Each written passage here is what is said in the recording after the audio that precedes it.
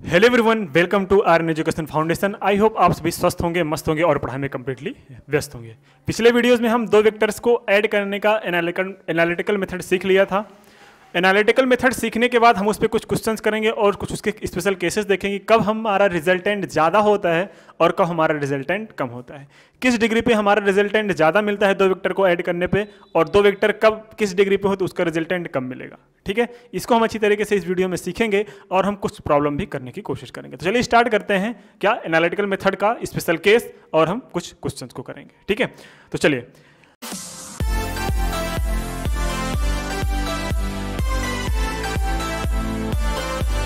हमने सर पिछले वीडियोस में क्या देखा था। पिछले वीडियोस में हमने एक रिजल्टेंट देखा था R इज इक्वल टू क्या, रिजल्टेंट जो कैलकुलेट किया जाता है किसी भी दो वेक्टर्स का, वो a square plus B square क्या है, a square plus B square plus 2ab cos theta. क्या होता है मेरे भाई, a square plus B square plus 2ab cos theta, जहां पे वेक्टर a पहला वेक्टर है, वेक्टर b दूसरा वेक्टर है, जो कि जो वेक्टर a और वेक्टर b है, जो वेक्टर a और वेक्टर b है कैसे एंगल थीटा पे, ये वेक्टर a हो गया और ये वेक्टर b है। इसका रिजल्टेंट कहाँ से जाएगा, कितना होगा, वो हम कैलकुलेट कर रहे हैं। अच्छा, अगर मैं बात करूं सर जो रिजल्टेंट की, अच्छा क्या हमने एक फार्मूला और सीखा था, कौन सा सर, टेन अल्फा। अल्फा क्या बताता था, डायरेक्शन बताता था। वो डायरेक्शन कैसे होता था सर, ये जो टेन अल्फा होता था, हमने एक फार्मूला पढ़ा था b sine theta upon a plus B cos theta. क्या, a plus B cos theta, b sine theta upon a plus B cos theta. ये हमने वैल्यू पढ़ी थी रेशियो के लिए, सॉरी डायरेक्शन के लिए। अब मैं बात करूं किसकी, अगर मैं आपसे बात करूं कि ये r मैक्सिमम कब होगा, r मैक्स की मैं बात करूंगा। r मैक्स मतलब r की वैल्यू मैक्सिमम कब होगी, ध्यान से देखना मेरे भाई। r डिपेंड कर रहा है किस पे, ये तो सारे फिक्स होंगे a और b, हाँ या ना जी सर, बिल्कुल फिक्स होंगे। यहाँ पे जो थीटा की वैल्यू है, किसकी वैल्यू है, थीटा की वैल्यू है, वो थीटा की वैल्यू डिपेंड करती है क्या, थीटा की वैल्यू किस पे डिपेंड करी सर, कॉस थीटा। अच्छा, ये कॉस थीटा की वैल्यू हाईएस्ट कब होती है सर, ये कॉस थीटा की वैल्यू 0 डिग्री पे हाईएस्ट होती है, और जो मिनिमम होती है वो -1 होती है। मिनिमम जो होती है वो -1 होती है, तो हाईएस्ट सॉरी 0 डिग्री पे 1 होता है, और सबसे छोटा कितना होता है, -1। और -1 कितने पे होता है सर, थीटा जब अपना 180 हो जाए तो ये डिग्री कॉस 180 की वैल्यू क्या होती है, -1। इतना तो सबको पता है ना, इतना तो ट्रिग्नोमेट्री आपको आती है ना। तो 180 पे वैल्यू आती है कॉस थीटा की -1, और कॉस 0 पे डिग्री होती है कॉस थीटा की 1। और अगर ये 1 हुआ तो ये वैल्यू क्या हो जाएगी, पॉजिटिव में। अगर ये वैल्यू -1 हुआ तो ये वैल्यू नेगेटिव में हो जाएगी। तो जब ये नेगेटिव मतलब इसमें से वैल्यू कम हो रही है, इसमें वैल्यू ऐड हो रही है, तो इसमें जब ये थीटा इज इक्वल टू 0 लेंगे तो ये वैल्यू इसमें ऐड हो जाएगी, और जब थीटा इज इक्वल टू क्या ले लेंगे 180 डिग्री, तो क्या हो जाएगा, तो ये वैल्यू इसमें सब्सट्रैक्ट हो जाएगी। तो हमें पता चल रहा है कि 0 डिग्री पे क्या हो जाएगी, वैल्यू मैक्सिमम हो जाएगी, और 180 डिग्री पे वैल्यू क्या हो जाएगी, मिनिमम हो जाएगी। वैसे भी सिमिलरली अगर देखा जाए ना, ध्यान से देखना, अगर दो वेक्टर अपने पास एक इधर डायरेक्शन में है, एक इधर डायरेक्शन में है, तो अपोजिट डायरेक्शन में है ना दोनों, तो वैल्यू निगेटिव में होगी। सपोज दैट ये 10 न्यूटन का फोर्स लग रहा है, ये 4 न्यूटन का फोर्स लग रहा है, तो जो नेट आएगा 10 में से 4 जाएगा, 10 में से 4 जाएगा, तो नेट आएगा कितना बाबू, कितना आएगा 6 न्यूटन। तो देख रहे हो वैल्यू कम हो रही है। अगर ये वैल्यू थीटा पे अगर आई होती तो इसका रिजल्ट यहाँ पे कहीं पे जाता। ठीक है, अभी हमें जब कैलकुलेट करेंगे तो फार्मूला अपने आप एक रिजल्ट मिलेगा, उसको देखेंगे। ठीक है, तो चलिए कैलकुलेट करते हैं। आर मैक्स किस पे होता है, जो अपना रिजल्टेंट निकलेगा, रिजल्टेंट मैक्सिमम रिजल्टेंट जो निकलता है व्हेन कब, जब थीटा इज इक्वल टू क्या होगा बाबू 0 डिग्री। जब theta is equal to 0 degree होगा तब क्या रिजल्टेंट आएगा sir, R max is equal to क्या आएगा अपने पास, R max is equal to in under root a square plus B square plus 2ab cos 0 degree. और कॉस 0 डिग्री की वैल्यू क्या होती है, ध्यान से देखना, a square plus B square plus 2ab into 1, हाँ या ना।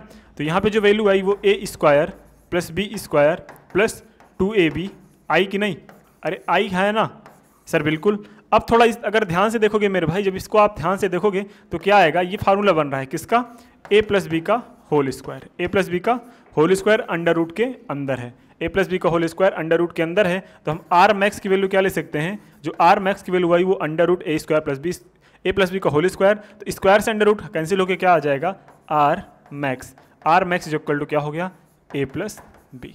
तो आर मैक्सिमम की जो वैल्यू अगर आपसे पूछ लिया जाए तो क्या होगी बाबू, a प्लस बी। अगर आप इसका शॉर्ट लेना चाहते हैं तो ले सकते हैं, कोई दिक्कत नहीं है। ठीक है, तो ये आपको दिख रहा है कि आर मैक्सिमम कब होता है। अब आर मिनिमम की बात करते हैं।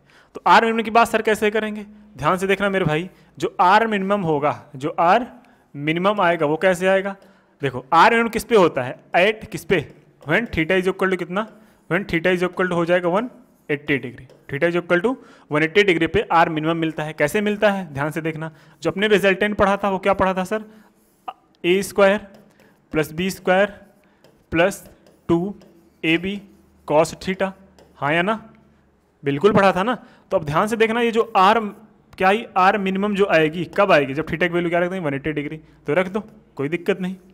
आजाद देश से कुछ भी कर सकते हैं, a square plus B square plus 2ab cos 180 degree. जब कॉस 180 डिग्री करेंगे तो मिनिमम वैल्यू मिलेगी हमें।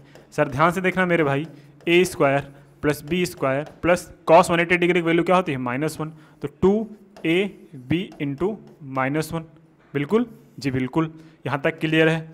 ए स्क्वायर प्लस बी स्क्वायर, ये -1 ये माइनस हो जाएगा 2ab माइनस 2ab। तो जो नेट रिजल्टेंट आया वो क्या है, a square plus B square minus 2ab किसका फार्मूला होता है मेरे भाई, a माइनस बी का फार्मूला होता है। किसका फार्मूला होता है, a माइनस बी का। तो हमने अंडर रूट लगा दिया, तो जो नेट रिजल्टेंट आर मिनिमम की आई वो आर मिनिमम की रिजल्टेंट क्या आई, आर मिनिमम की रिजल्ट आई सर अपना R minimum is equal to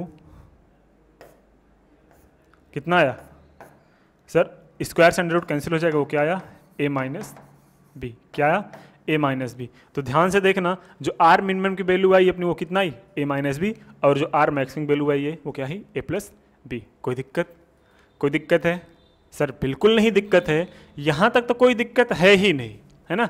यहाँ तक तो बस बेसिक फार्मूला लगाया है, a प्लस बी का whole square, a minus B का होल स्क्वायर, और रूट को सॉल्व करके अपना आर मैक्सिमम आ गया और आर मिनिमम आ गया। अब हम इसी के बेस पे कुछ क्वेश्चंस करेंगे, क्या करेंगे, कुछ प्रॉब्लम्स करेंगे, और आप अपने नॉलेज को थोड़ा इन्हेंस करेंगे। नॉलेज को इन्हेंस करने का मतलब अपने नॉलेज को थोड़ा गेन करेंगे कि जो कुछ सीखा क्या हम अप्लाई कर पा रहे हैं कि नहीं कर पा रहे हैं। अगर अप्लाई कर पा रहे हैं तो हमारा सीखना सफल हो गया, अगर नहीं अप्लाई कर पा रहे हैं तो एक बार फिर से वीडियो रिकॉल कर लीजिएगा, है ना। चलिए अब देखते हैं, क्वेश्चन को सॉल्व करते हैं, ठीक है। आपके सामने एक क्वेश्चन दिख रहा है sir, vector A is equal to 3 newton दिया गया है, vector B is equal to 4 newton दिया गया है। अगर vector A perpendicular on vector B, मतलब वेक्टर ए और वेक्टर बी के बीच कितना डिग्री है, वेक्टर और वेक्टर ए के बीच कितना डिग्री है, 90 डिग्री का एंगल, इन दोनों के बीच का एंगल कितना है, 90 डिग्री। तो आपको मॉड्यूलस ऑफ वेक्टर आर निकालना है। Modulus of vector R means sir, modulus of vector R means R का मैग्नीट्यूड। तो आर का मैग्नीट्यूड अभी हमने कौन सा फार्मूला पढ़ा है सर, अभी हमने पढ़ा है, आप नहीं पढ़ाया, कि जो आर का मैग्नीट्यूड होता है वो क्या होता है मेरे भाई, अंडर रूट क्या, a square plus B square plus 2ab cos theta. अरे हाँ या ना सर, बिल्कुल, एनालिटिकल मेथड में हमने यही तो सीखा है। तो वैल्यू रख दो, वेक्टर ए की वैल्यू कितनी है, वेक्टर ए की वैल्यू सर 3 है, 3 न्यूटन, तो 3 का स्क्वायर, प्लस बी की वैल्यू सर कितनी है, बी की वैल्यू है सर 4 का स्क्वायर, अंडर रूट क्या, प्लस 2, ए की वैल्यू कितनी है सर 3 है, बी की वैल्यू कितनी है 4 है, कॉस 90 सॉल्व करेंगे तो क्या आएगा, जब सॉल्व करेंगे तो 3 3 जा 9 आ गया, प्लस 4 4 जा 16 आ गया, प्लस 2 3 जा 6 6 4 जा 24, और कॉस 90 की वैल्यू आपको पता है कितना होता है मेरे भाई, 0 होता है। कितना होता है, 0 होता है। ये हो गया अंडर रूट। तो अंडर रूट ए, जब ये इतनी वैल्यू टोटल 0 हो जाएगी तो 9 + 16 बच्चे, एकदम बेसिक से बता रहे हैं, 9 + 16 मतलब अंडर रूट 25, और अंडर रूट 25 की वैल्यू क्या आएगी, अंडर रूट 25 की वैल्यू जो आई वो आई मेरे भाई कितना, वो आई 5, कितना आया 5। तो रिजल्टेंट जो आया अपना वो कितना आया, 5 आया। हमें तो यही वैल्यू फाइंड करनी थी। अरे हाँ या ना, आपको समझ में नहीं आया, कोई दिक्कत नहीं, फिर से एक बार रिकॉल करते हैं। देखो मेरे भाई, आपको क्या क्या दिया गया था, आपको वैल्यू दे रखी थी, ए इज इक्वल टू एक वेक्टर था, vector A is equal to कितना था 3 newton, vector B is equal to 4 newton था, ए परपेंडिकुलर बी के ऊपर था। तो इसका परपेंडिकुलर का मतलब क्या होता है, परपेंडिकुलर का मतलब ये होता है कि दो वेक्टर आपस में क्या है, परपेंडिकुलर, दोनों वेक्टर के बीच के एंगल कितना है 90 degree. Modulus of vector R कैसे निकालेंगे सर, फार्मूला हमने पढ़ा है एनालिटिकल मेथड में, अभी हमने प्रूफ किया था कि जो मॉडुलस ऑफ रिजल्टेंट होता है, या फिर रिजल्टेंट या फिर मॉडुलस ऑफ आर को रिजल्टेंट ही बोलते हैं, वो होता है a square plus B square plus 2ab cos theta. अब वो उसमें वैल्यू रख दी हमने, ए की वैल्यू जो है, बी की वैल्यू जो है, थीटा की वैल्यू 90 डिग्री थी, हमने इसको कैलकुलेट करके आंसर ले लिया। ओके, कोई दिक्कत नहीं है सर। अब हम चलते हैं थोड़ा नेक्स्ट क्वेश्चन, और एक नेक्स्ट टाइप करने की कोशिश करते हैं। वो नेक्स्ट टाइप कैसा होगा ध्यान से देखिएगा, ठीक है। तो पेपर पे देखते हैं क्वेश्चन क्या है, हैं?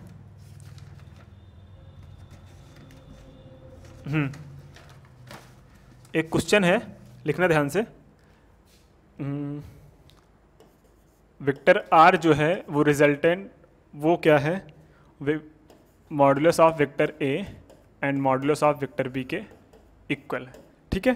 तो आपको फाइंड कर क्या करना है, देन फाइंड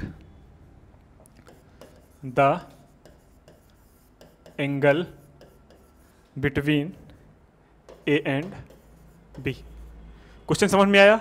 बिल्कुल नहीं समझ में आया। देखो ध्यान से, जो किसी वेक्टर का रिजल्टेंट है और वो वेक्टर का मैग्नीट्यूड और दूसरे वेक्टर का मैग्नीट्यूड आपस में इक्वल है, मतलब कोई वेक्टर ए होगा, सपोज दैट एक्स होगा, बी भी क्या है अपना एक्स ही है, सी अपना क्या है, सॉरी जो इन दोनों का रिजल्टेंट आ रहा है वो भी एक्स ही आ रहा है। बात समझ में आई?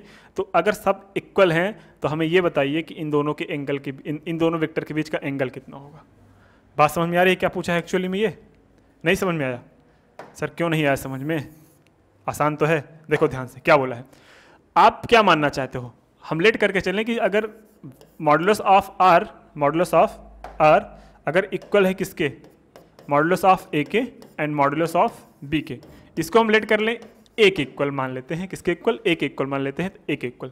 अच्छा, जब रिजल्टेंट का हमने फार्मूला पढ़ा क्या है कि जो रिजल्टेंट होता है वो होता है under root a square plus B square plus 2ab cos theta.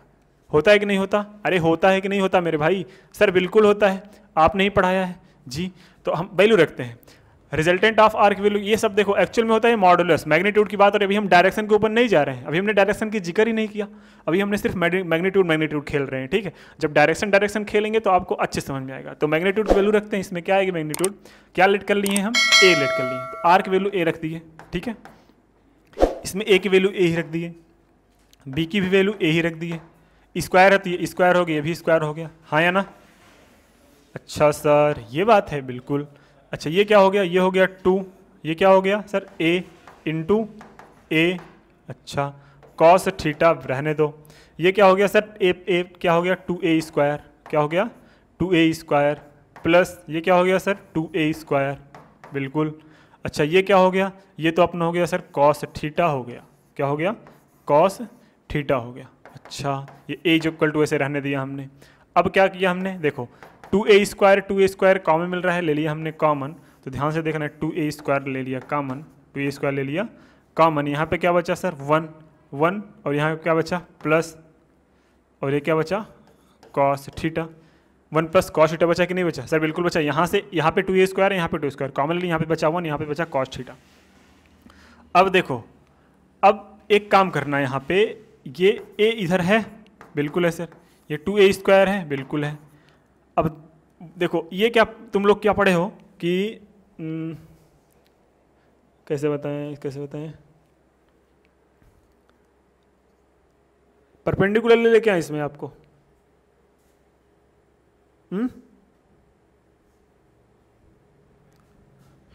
आसान तरीके से बताएं आपको। एक काम करो, स्क्वायरिंग ऑन बोथ साइड कर दो, अभी आपका काम आसान हो जाएगा, ठीक है। था एक तरीका और, मैं क्या करता यहाँ पे a+1 प्लस कॉस थीटा का फार्मूला लगा देता, लेकिन अभी आपको पढ़ाया नहीं गया है, टेक्नोमेट्री में भी आप शायद ना पढ़े हो, इससे अच्छा वही बेसिक फार्मूला कहते हैं क्या, दोनों साइड्स का क्या कर दें स्क्वायर कर दो, ज़्यादा आसान रहेगा, है ना। तो स्क्वायर से यहाँ पे जो अंडर रूट है वो क्या हो जाएगा, कैंसिल हो जाएगा। यहाँ पे क्या बचा सर a स्क्वायर, और जब a स्क्वायर बचा तो a स्क्वायर इक्वल टू क्या हो गया सर, यहाँ पे 2a स्क्वायर पहले से था और ये क्या बचा 1 प्लस कॉस थीटा, ठीक है। तो a स्क्वायर इधर जाके डिवाइड हो जाएगा, तो a square upon 2a square is equal to क्या हो गया 1 plus cos theta. a square से स्क्वायर कैंसिल हो गया, ये क्या आया मेरे भाई, ये आया 1/2 is equal to 1 plus cos theta. अब ध्यान से देखना, 1 प्लस कॉस थीटा को क्या ले सकते हैं, 1 plus cos theta is equal to क्या हो गया सर, ध्यान से देखना अभी इधर, ये 1 plus cos theta is equal to 1/2, अरे हाँ है ना, बिल्कुल। अब cos theta is equal to क्या हो जाएगा, cos theta is equal to हो जाएगा 1/2 - 1, तो cos theta is equal to क्या आया सर 1/2 - 1। अच्छा -1/2, तो -1/2 कितने डिग्री पे होती है बाबू, आपको याद होना चाहिए, जो कॉस थीटा की वैल्यू होती है वो कॉस 120 डिग्री पे -1/2 होती है। याद होना चाहिए क्योंकि आपने 10th में पढ़ा है या फिर 11th में स्टार्टिंग में ट्रिग्नोमेट्री में पढ़ा होगा। तो अगर कंपेयर कर लिया जाए तो थीटा इज इक्वल टू क्या आ गया मेरे भाई 120 डिग्री। तो दोनों वेक्टर के बीच का एंगल कितना आया, दोनों वेक्टर के बीच का जो एंगल आया वो कितना आया 120 डिग्री। एक बार फिर समझाने की कोशिश करते हैं। क्या दिया गया था, एक मॉडुलस किसी भी दो वेक्टर्स का मॉडुलस और वो दोनों वेक्टर आपस में इक्वल थे, उसको हमने क्या कर लिया, लेट कर लिया ए, और उनको बीच का एंगल फाइंड करना था एक्चुअल में, तो हमने उसको क्या लेट कर लिया, ए लेट कर लिया। ठीक है, अब ए लेट करने के बाद सबकी जगह हमने पढ़ा है एनालिटिकल मेथड से जो रिजल्टेंट होता है वो क्या होता है, under R is equal to A square plus B square plus 2ab cos theta. उसी वैल्यू में हमने रख लिया, कैलकुलेट कर लिया। यहाँ अब यहाँ पे बात क्या हुई, हमने स्क्वायरिंग ऑन बोथ साइड कर दिया। सर अगर हमने 1 + cos थीटा का फार्मूला लगाते तो क्या लगाते, देखो मैं क्या सोच रहा था, यहाँ पे आपने फार्मूला पढ़ा था होगा कि sir cos 2 theta is equal to क्या होता है, cos 2 theta is equal to होता है sir sin square theta minus cos square theta. ठीक है, ये पढ़ा था। अब इसी को हम क्या करते हैं, इसी को हम θ/2 कर लेते हैं, है ना, तो cos θ/2 या फिर 2 ऐसे, थीटा को हम θ/2 × 2 से कर देते तो ये वैल्यू यहाँ पे θ/2 आ जाती, तो ज़्यादा लेंदी हो जाता। वो अभी आगे क्वेश्चन में करेंगे, लेकिन करने से पहले आपको ये सिखा के करेंगे, इसलिए हमने इसको यहाँ पे नहीं अपनाया। ठीक है, तो यहाँ पे अपनाने के लिए खतरा था, आपको समझ में ना आता, इसलिए हमने क्या किया, इसलिए हमने स्क्वायरिंग ऑन बोथ साइड कर दिया। और जब स्क्वायरिंग ऑन बोथ साइड कर दिया तो इसका स्क्वायर से अंडर रूट कैंसिल हो गया, क्योंकि भाई ये अंडर रूट था, ये स्क्वायर से अंडर रूट कैंसिल हो गया। तो यहाँ पे क्या बचा, a square 2a square 1 + cos theta, 2a square को इधर भेज दिया, डिवाइड में चला गया, a स्क्वायर से a स्क्वायर हो गया कैंसिल, 1 + cos थीटा और आगे 1/2 is equal to 1 + cos theta. और जैसे ही 1 + cos थीटा हमें मिला इज इक्वल टू 1/2, 1 को इधर ट्रांसफर करके 1/2 -1 हो गया। और सिमिलरली cos थीटा की वैल्यू -1/2 हो, cos थीटा की वैल्यू cos 120 पे -1/2 होती है, तो 1/20 लीजिए, कंपेयर करके थीटा इज इक्वल टू 120 कर ले। ये आ गया अपने दोनों वेक्टर्स के बीच का एंगल। तो आई होप ये समझ में आ गया होगा। अगर आ गया है तो इसके स्क्रीनशॉट ले लीजिए, अगर नहीं आया तो एक बार फिर से वीडियो को रिकॉल कर सकते हैं। ओके, तो चलिए अगर ये आ गया होगा तो चलते हैं नेक्स्ट क्वेश्चन पे, तब तक आप इसका स्क्रीनशॉट ले लीजिए, हम साइड में हो जाते हैं। ठीक है, अब की बार क्या दिया गया है, अब की बार आपके पास नेक्स्ट क्वेश्चन ले रहे हैं। नेक्स्ट क्वेश्चन क्या है, नेक्स्ट क्वेश्चन ऐसा है सर, आपके पास दो वेक्टर्स है, कितने वेक्टर्स, आपके पास दो वेक्टर्स है। वेक्टर ए कितना है, vector A is equal to 10 newton लिए हैं, और vector B is equal to हमने ले रखा है, वेक्टर बी को हमने ले लें कितने न्यूटन ले लें, 8 न्यूटन ले लो। कितने न्यूटन ले लो सर, 8 न्यूटन। और ये इन दोनों के बीच का जो एंगल है वेक्टर ए और वेक्टर बी के बीच का एंगल सर वो 60 डिग्री ले लिए हैं। ये वेक्टर ए और वेक्टर बी वो 60 डिग्री ले रखा है हमने। अब हमें फाइंड क्या करना है सर, हमें रिजल्टेंट फाइंड करना है। क्या फाइंड करना है, रिजल्टेंट फाइंड करना है। और हमें फाइंड करना है इसका डायरेक्शन, क्या फाइंड करना है, direction. Direction means sir alpha की वैल्यू फाइंड करनी है। किसकी वैल्यू, अल्फा की वैल्यू। जो अल्फा होता है वही तो अपना डायरेक्शन बताता है रिजल्टेंट का, है ना, याद करो। अच्छा याद करो भैया, जो tan alpha is equal to क्या पढ़ाया था हमने sir, b sin theta upon a plus b cos theta, ये पढ़ाया था ना, याद है कि नहीं, अरे हाँ या ना, याद नहीं है, याद होना चाहिए आपको। ठीक है, तो चलिए ये क्वेश्चन सॉल्व करने की कोशिश करते हैं। सबसे पहले क्या कैलकुलेट करते हैं, रिजल्टेंट। रिजल्टेंट तो अपने कैलकुलेट करने का क्या है, बाएं हाथ का खेल। सर कैसे कैलकुलेट करेंगे, ध्यान से देखना। आर इज इक्वल टू क्या हो जाएगा, आर इज इक्वल टू ए का स्क्वायर, ए यहाँ पे क्या है सर 8, 8 का स्क्वायर 64 प्लस बी की वैल्यू क्या है यहाँ पे, अच्छा सर ए की वैल्यू दूसरी कुछ थी क्या, ए की वैल्यू क्या थी यहाँ पे, ए की वैल्यू 10 थी, अच्छा सर रख लो, 100 हो जाएगा। 8 की स्क्वायर मतलब क्या हो जाएगा, 64 हो जाएगा, है ना, 64 हो जाएगा। अच्छा प्लस क्या हो गया सर, प्लस हो गया अपने पास 2 ए बी, एक मतलब 100, 10 और बी मतलब 8, कॉस 60 डिग्री, कॉस 60 डिग्री रख लिए। इतना समझ में आया कि नहीं आया, बिल्कुल आ गया। तो देखो 100 + 64 कितना हो गया सर, 164 प्लस 8 धाम 80 दूना 160, तो 160, ये क्या हो गया कॉस 60 डिग्री की वैल्यू क्या होती है सर 1/2, तो क्या हो गया सर 80, कितना आया 80, तो 164 + 80 अंडर रूट में क्या है, ये क्या हो जाएगा सर 4 हो जाएगा, कितना हो जाएगा 4 हो जाएगा। 8 से 14 4 हाथ से लेक, है ना, सही है, सच बताना, 4 8 से 14 4 हाथ से लेक 244, अंडर रूट 244 इसकी क्या वैल्यू है, रिजल्टेंट। रिजल्टेंट कितना है सर, अंडर रूट 244, क्या सही लिखा है, सही लिखा है कि नहीं लिखा है, एक बार फिर से देख लेते हैं। 8 धाम 80 दूना 160, 160 2 8 16 80, तो 80 जब इसमें ऐड करेंगे तो 8 6 14 4 हाथ से लेक और ये कितना आ गया 4 और 244 है ना। क्या 244 सही है सर? बिल्कुल सही है। अगर कहीं भी कैलकुलेशन मिस्टेक होगा तो देख लेना, है ना। बात समझ रहे हो? √244 होना चाहिए। हाँ सही है, सही है, ठीक है। क्योंकि ये अगर 64 और 100 हो गया तो 164 ही आएगा। सही है ना। 64 वैल्यू डाटा चेंज कर दें क्या? चलो देखो ठीक है, इतने पे लेते हैं। आर की वैल्यू इतना ही ले रहे हैं, ठीक है, क्योंकि अंडर रूट के अंदर है तो कोई दिक्कत नहीं है। अंडर रूट के अंदर है तो कोई दिक्कत नहीं है। चलो अपने रिजल्टेंट क्या आ गया? √244। अब सर क्या करेंगे? अब अपने पास tan अल्फा कैलकुलेट करना है। क्या कैलकुलेट करना है? tan alpha. अब हमने पढ़ा है formula sir b sin theta upon a plus b cos theta. ये पढ़ा है कि नहीं पढ़ा? सर बिल्कुल पढ़ा है। रख दो वैल्यू। b की वैल्यू कितनी है? b की वैल्यू अपने पास था सर, कितना लिए थे? b की वैल्यू 8 लिए थे, तो 8 इंटू साइन 60 डिग्री। कितनी degree? Sine 60 degree upon a की वैल्यू सर 10, b की वैल्यू सर 8, cos 60 डिग्री, है ना। रख दो, सॉल्व करो। 8 इंटू √3/2 अपॉन क्या आ गया? अपॉन 10 प्लस 8 इंटू 1/2, 2 4 ज़ा 8, कितना आया सर? ये नीचे तो आ गया 14, कितना आ गया? 14, ये 2 चौके 8, ये 4√3, 4√3/14 इसकी वैल्यू आई। तो क्या हम इसको थोड़ा और कैलकुलेट कर सकते हैं? सर बिल्कुल। 2 2 ज़ा 4, 2 7 ज़ा 14। तो क्या आ गया नेट? जो tan अल्फा की अपनी वैल्यू आई, जो tan अल्फा की वैल्यू आई वो सर आई 2√3/7, 2√3/7। तो यहाँ पे अगर हम अल्फा की वैल्यू कैलकुलेट करें, जो अल्फा की वैल्यू आएगी तो वो क्या आएगी सर? tan इनवर्स 2√3/7, हाँ या ना। तो ये अपना आ गया क्या सर? डायरेक्शन। क्या आ गया? डायरेक्शन। एक बार फिर से रिकॉल कर दे रहे हैं, कैसे किया सर? हमने फार्मूला पढ़ा है। कैसे फार्मूला पढ़ा है? ध्यान से देखा है ना, ध्यान से देखना कैसे। tan alpha is equal to b sin theta upon a plus b cos theta, ये आपको फार्मूला में पढ़ाया गया था। ये tan अल्फा क्या बताता है? डायरेक्शन बताता है। हमने a की वैल्यू रख लिया, b की वैल्यू रख लिया। अब a की वैल्यू क्या थी सर? हमारी 10 थी, b की वैल्यू 8 थी, b की वैल्यू यहाँ पे 8 थी। sin थीटा जो 60 डिग्री था। sin 60 की वैल्यू √3/2 होती है, cos 60 की वैल्यू 1/2 होती है। हमने सब कुछ कैलकुलेट करके क्या ले आया लास्ट में? tan alpha is equal to 2√3/7, और 2√3/7 अल्फा tan को इधर भेज दे तो tan इनवर्स 2√3/7। ये आपका आ गया डायरेक्शन। तो अगर ऐसे क्वेश्चंस आपके एग्जाम में पूछे, ठीक है, अगर ऐसे क्वेश्चन आपके एग्जाम में पूछे तो आपको ऐसे ही क्वेश्चंस करने हैं। अभी 2-3 टाइप के क्वेश्चन और हैं, उसको नेक्स्ट वीडियो में बताएंगे। ये वीडियो ज़्यादा लेंदी ना हो इसलिए छोटे छोटे पार्ट में वीडियो करके आपको सिखाया जा रहा है, ठीक है। तो चलिए मिलते हैं नेक्स्ट वीडियो में। वीडियोस कैसे लगे कमेंट सेक्शन में ज़रूर बताइए। और ये सर, हाँ आप जरूर बताया करिए सर कॉन्सेप्ट क्लियर है। अगर कॉन्सेप्ट क्लियर हो तो, अगर नहीं है फिर भी बताइए सर कॉन्सेप्ट नहीं समझ में आया तो मैं और कोशिश करूँगा, ठीक है। तो आई होप आपको समझ में आया होगा। और हाँ, वीडियो को भाई लाइक और चैनल को सब्सक्राइब जरूर कर लीजिए जो बच्चे नए हो, और जितना ज़्यादा हो सके उतना ज़्यादा शेयर करिए अपने दोस्तों के साथ, या फिर किसी ग्रुप में जितना हो सके उतना ज़्यादा शेयर करिए।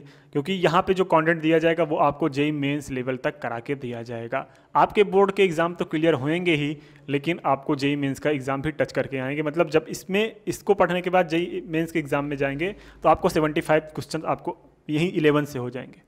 मतलब अगर अच्छे से पढ़े हो तो रेगुलरली, अगर नहीं पढ़े हो तो भाई कोई नहीं करा सकता। अगर सामने वाले का पढ़ने का मन है तभी तो पढ़ा सकता है कोई, अरे ज़बरदस्ती थोड़ी पढ़ा दूंगा मैं तुमको, है ना। तो आपका मन होना चाहिए, ठीक है। तो चलिए ठीक है, मिलते हैं नेक्स्ट वीडियो में। तब तक के लिए जय हिंद, bye bye and thank you.